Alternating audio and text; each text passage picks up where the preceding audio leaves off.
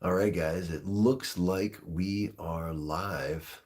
I'm going to go ahead and close this menu. I don't know if you guys know what it looks like, but there's a menu that shows up and it says moderation helps everyone feel safe to build a positive live chat experience for you and your viewers. Choose who can participate. Set a delay between messages. So, anyway, I think that we're going to have very few viewers. I don't think that's a thing we got to do quite yet, but we'll go ahead and close that out. If we get popular enough, we need moderators, then so be it. All right, guys. So how we doing?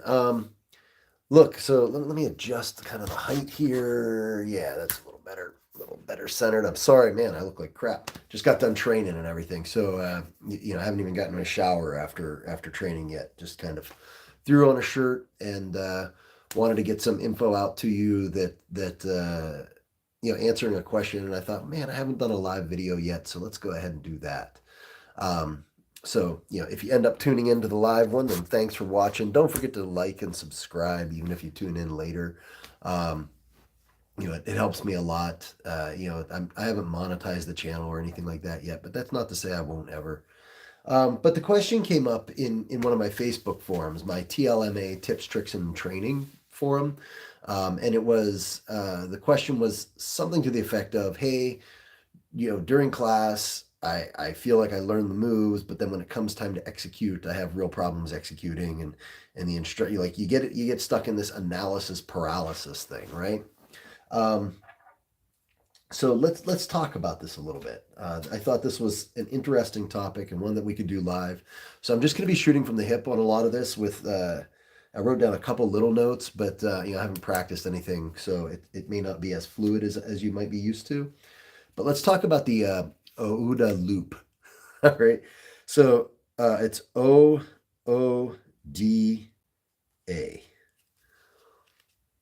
OODA. This is my high tech uh, whiteboard for you, right? So if I was smart, I'd have something that like appears on screen and all that. But I'm just doing it from my phone, so we don't need that. Um, and the OODA loop is uh, it's the loop that your mind has to go through anytime you need to make a reaction. And the first O stands for observe. So you need to observe what's going on. I'm writing it down as we go. I don't know why, because there's no way in hell you can read my writing there. But the first thing you need to do is observe it. So let's say you observe that the collar is available for a cross choke. Let's just go something real simple, real basic. The second thing you need to do is orient, right? You need to orient yourself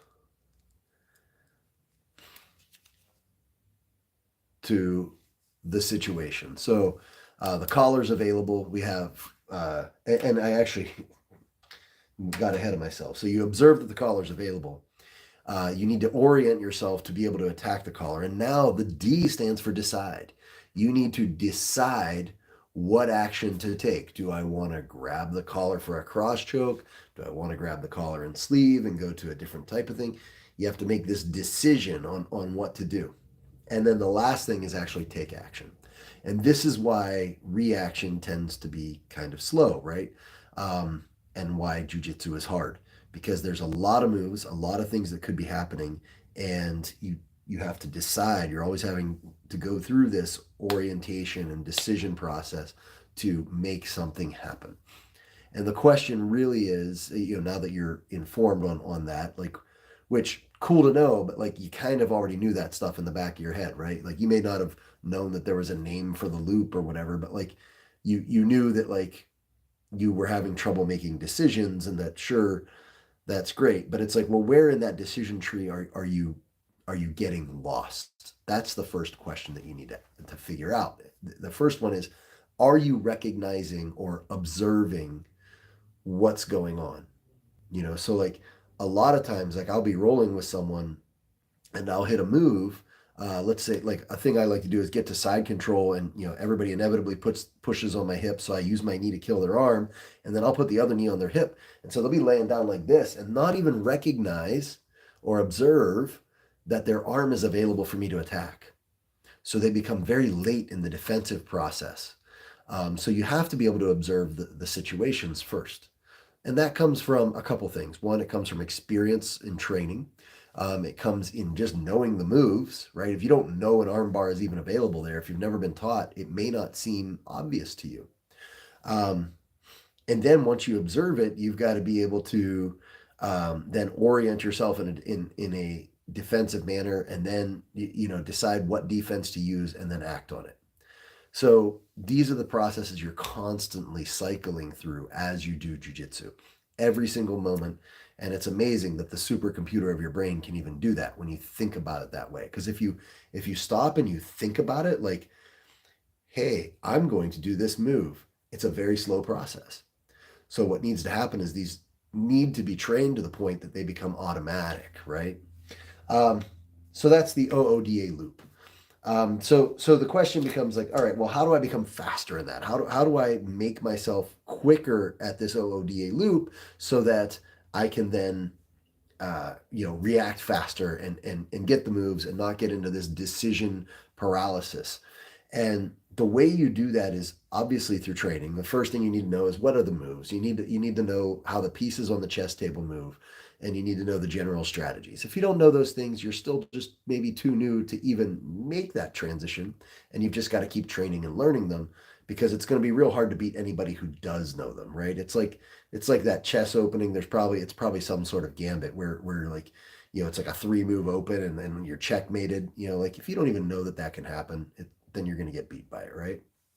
Um, so the next part of this is uh, when you train. Like, how do you train? So let's imagine you're in a world where you know most of the basic moves of jujitsu, basic submissions, that kind of stuff. How do I then train in a way that's going to make that efficient? The first thing is the crawl, walk, run method, right? You have to make sure you have the details of the move. You have to figure out where the moves are breaking down, and the only way to do that is to go kind of slowly through it. So progressive levels of resistance, right? If you start, okay, I learned move, and then you say 1, 2, 3, go, high five, and fist bump, and you're trying the technique, and they're just boom, past it real quick, and you're like, man, I don't even know where it went wrong. Well, then it's going to be tough to beat. But let's say you're working on a guard pass. Okay, I want to pass the guard, let's say a stack pass. I want to set up the stack pass. And you decide, hey, partner, me and you, we're just going to do pass sweep. You're allowed to sweep me or submit me, and I'm allowed to pass. And once one of those conditions are met, we stop, we reset, and we go again. This is going to allow you to start seeing where the process is breaking down. And it's like maybe they're taking a grip that you didn't recognize before. Oh, every time I go to touch their leg like this, they get a grip, and it's stripping me, and then they're able to sweep me. They're taking away my base. Okay, well, maybe I need to switch sides. Maybe I need to strip that grip. There's a couple things that you could gain from that. Um, so that's your crawl, walk, run, right? Progressive levels of uh, excuse me, progressive levels of resistance. Don't know why my brain's not working right now. I'll put this up here. I can see it a little bit better. So you've got this progressive resistance going on. The next thing I hear a lot of people say is repetition. And there is some truth to that, but it's not just repetition. I could teach you a move today and have you practice it 100 times. 100, let's say 1,000. You do 1,000 of them today. In 10 weeks, you're probably not going to remember it, or you'll vaguely remember it, especially if you don't use it. It's not practicing the move. It's practicing the move many times with time in between. You will get more out of it if you practice that move 5 times a day for 6 weeks than you will if you practice it 1,000 times once. And that's just the way your brain works, because you're going to be taking it from that short-term memory into that long-term memory. And that's what's also going to make you automatically start doing things. So I call it forced recall or recall over time, but you need to have that time in between, which is where the rest of this becomes important, is you have to train when you're not on the mat. And you can do all that up here, right? You can sit at home and just, be eating a pizza or whatever you're doing, and think about, okay, what is a scissor sweep? How do I hit a scissor sweep?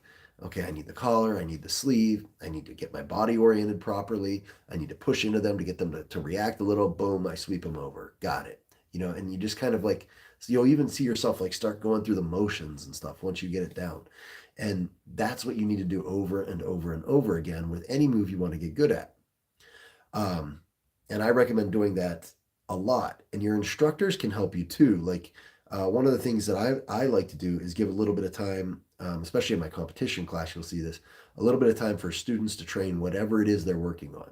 So, like, oh man, Bill's teaching arm bars today, and I was hoping to do Kiss of the Dragon. Okay, cool. Work on whatever you're working on. Okay, cool. They get to go practice their Kiss of the Dragon. They're going to get more repetitions of that. Even if it's only 5 or 6 repetitions, that's forced recall over time. It's going to give them more looks at it. It's going to make it more likely that they can hit it later. So those 3 things, like training when you're not there, the repetition over time, and just understanding like how the OODA loop works are going to help you a lot. Now, another part of this is open mats. You need to go to open mats. I can't stress that enough. And the main reason is you don't get in class, you're never going to get what you want necessarily taught, right? You want to work, again, let's say it's Kiss of the Dragon. Some of you might be saying, I don't even know what that is, but that's okay. Whatever, arm bars, whatever. But you don't get to control what gets taught in class usually. That's up to the instructor, right? So again, you might be like, man, today I'm going to hit like 10 Kiss of the Dragons. It's all I'm going to go for. And then the instructor's like, okay, guys, today we're working escape from mount. And, like all the live drills they do are just all like escape from mount drills. Like not one drill has you in a situation where you're ever going to hit Kiss of the Dragon. There's no De La Riva options, nothing. And you're just like, man, I didn't get to do it once today. So I recommend always having at least 1 to 2 moves that you're working on from every position, right? If I'm in a closed guard, I have a type of move I'm working on. If I'm in an open guard and they're standing, I have a move I'm working on. If I'm in half guard, I have a move I'm working on. If I'm in bottom mount, side control, every position, there's at least 1 to 2 things that I'm working on. Again, that does take time to develop because you need to develop your game to figure some of that out. Some of that is time on the mat. But it's also like, you just tell yourself, write it down if you have to, and say, okay, today, if we end up in mount, and hopefully you're at a school that you have some idea where you're going to be working from. I try to send out a newsletter every week to tell everybody what positions they're going to be working in and that kind of stuff. But hopefully your school has a curriculum or whatever that you can see some of this. So you can say, okay, we're going to be working from the mount. Well, then if I'm on the bottom of the mount, I'm going to be working this escape. I don't care what they taught in class. I'm going to be working this escape. If I'm on the top of the mount, I'm going to be working this submission. I don't care what they taught in class. This is the submission I'm going to be trying to hit, right? It doesn't mean like during class you ignore and you're like, well, professor's teaching or coach is teaching, arm bar, but I don't care. I'm going to practice my cross choke. No, you practice like a normal human and you give your partner the good practice. But when it goes live, which inevitably it probably will, right? You're going to go live. You're going to have the ability to train. Then that's when you would say, okay, we're going to go ahead and I'm going to try to hit my arm bar or whatever, right? So that's how you get better there. And then going to open mat, you need to go to open mat. And when you're at your open mats, guys, have the guts to look at your training partners and say, hey, I'm working from this position. Can we start there? And can we keep working from there and get lots of repetition in the stuff that you're trying to get good at? Because what might happen, again, you might say, all right, today I'm going to be working, Atos sweep. And then like you don't get one look at a reverse De La Riva. And it's like, man, I didn't get to try it once. Well, just tell everybody you want to start in reverse De La Riva guard. Literally everybody, I want to start in reverse De La Riva guard. Anytime the match ends, then let's restart in reverse De La Riva guard. And they're probably going to say, yeah, that's fine. Like if they don't, they're probably not a very good training partner. Like I can't imagine any time during any of my training where I would have said, no, I don't want to do that. And in fact, like what you could do even is say, hey, are you working on something? Because like they might be like, yeah, I was really hoping to work on something from the mount. And you'd be like, okay, well, let's do this. we'll start one round and I'll work from reverse de la Hiva. If you pass, then go to mount and we'll start working from there. And if I sweep, then we'll reset and then you can work from the mount and just keep going back and forth. That training, that specified training, is orders of magnitude more valuable to you than just slapping and bumping and going through a whole round.